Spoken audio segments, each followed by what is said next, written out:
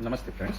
आज हम बात करेंगे बंगाल चुनाव पर चर्चा करेंगे। बीजेपी वहाँ ऑलमोस्ट 2/3 मार्जिन से जीत चुकी है, लेकिन इसमें 2-3 जो है विवाद चल रहे हैं। वो अपोजिशन वाली पार्टियां जैसे सपा, टीएमसी, ये बेसिकली ये आरोप लगा रहे हैं कि वहाँ पर गुंडे डिप्लॉय किए गए।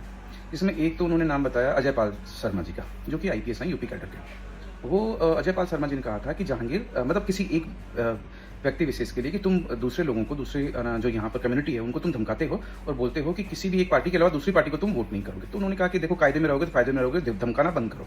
तो ये आईपीएस की एक जिम्मेदारी है कि वो लॉ एंड ऑर्डर को दुरुस्त रखें। तो उन्होंने वार्निंग दी, धमकी नहीं, कि धमकी गुंडे देते हैं। वार्निंग जो हमारे समाज के जो अधिकारी लोग हैं, जो आईपीएस हैं, आईएएस हैं, उनका काम है ये, क्योंकि समाज को आपको सही रखना पड़ेगा, लॉ एंड ऑर्डर को दुरुस्त रखना पड़ेगा।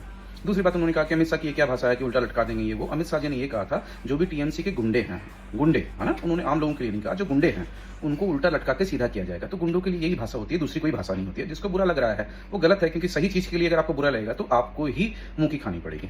तीसरी बात देखिए, वहां पर क्या बंगाल में बेसिकली क्या चलता है, वहां पर तुष्टिकरण की राजनीति है और चुनावी हिंसा जबरदस्त तौर पर है। वो हमने देखा भी अभी इन दिनों, बाकी लास्ट 2 इलेक्शन में भी देखा हमने।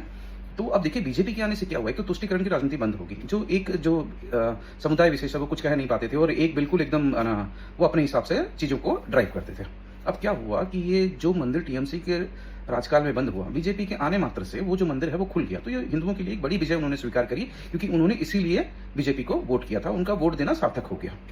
तो आप अभी देख के चलिए, बंगाल जो है वो नई हाइट्स पे जाएगा, नई तरक्की करेगा। ओम नमः शिवाय, हर हर महादेव।